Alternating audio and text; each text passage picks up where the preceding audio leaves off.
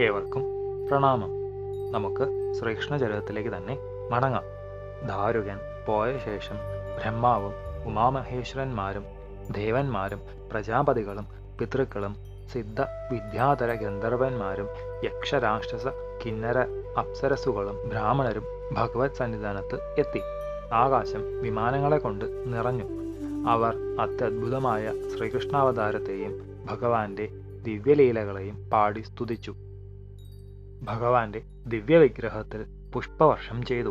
ശ്രീ ഭഗവാൻ തൻ്റെ വിഭൂതികളായ ആഗതരെയെല്ലാം കടാക്ഷിച്ചുകൊണ്ട് തൻ്റെ പത്മനേത്രങ്ങൾ അടച്ചു.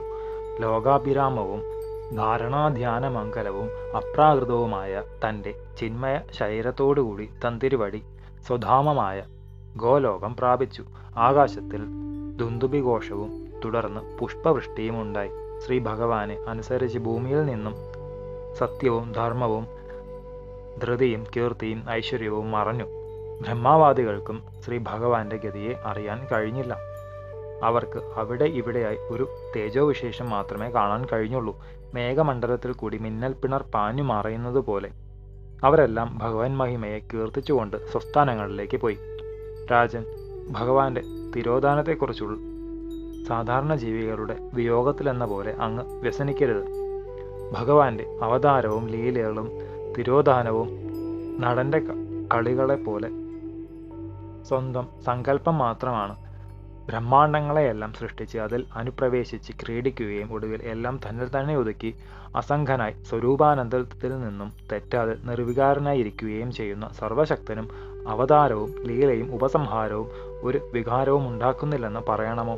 ഗുരുപുത്രനെ യമലോകത്തു നിന്നും കൊണ്ടുവരികയും ബ്രഹ്മാസ്ത്രത്താൽ ദഹിച്ചുപോയ അങ്ങേക്ക് ഗർഭത്തിൽ വെച്ച് പ്രാണനും ശരീരവും തന്നു രക്ഷിക്കുകയും അന്തകാന്തനെ ബാണമന്ദിരത്തിൽ വെച്ച് ജയിക്കുകയും വേടനെ ഉടലോടെ സ്വർഗത്തിലേക്ക് അയക്കുകയും ചെയ്ത സർവശക്തനും സർവസമർത്ഥനുമായ പ്രഭുവിന് തൻ്റെ അവതാര വിഗ്രഹം എത്ര കാലം വേണമെങ്കിലും ഇവിടെ വെച്ചുകൊണ്ടിരിക്കുന്നതിന് കഴിയുകയില്ല എന്നാണോ?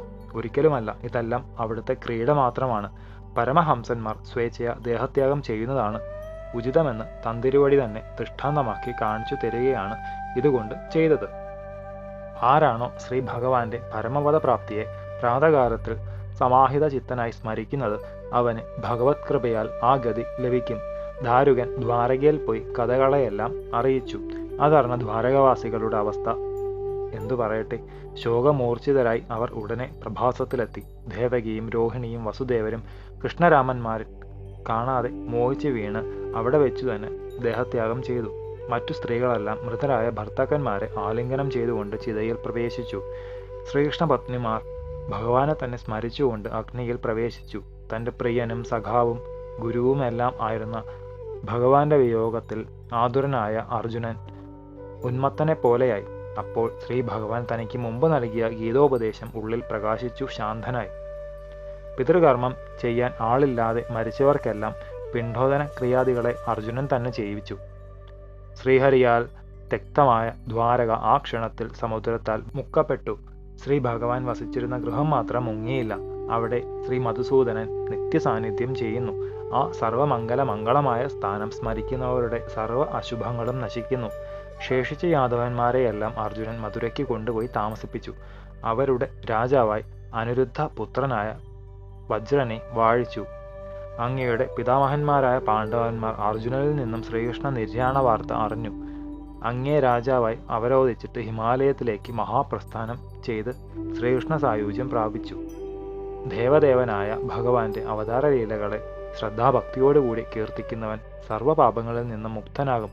വിശേഷിച്ച് ഭഗവാന്റെ നിത്യാനന്ദകരങ്ങളായ ബാലലീലകളെ കീർത്തിക്കുന്നവൻ ഇഹലോക സുഖങ്ങളെല്ലാം അനുഭവിക്കുന്നതിനോടൊപ്പം പരമഹംസന്മാരുടെ പ്രാപ്യസ്ഥാനമായ ശ്രീകൃഷ്ണന്റെ ചരണാരവിന്ദത്തിൽ ഭക്തിയും അവസാനം ഭഗവത് സായുജ്യവും ലഭിച്ച് കൃതാർത്ഥനാകും.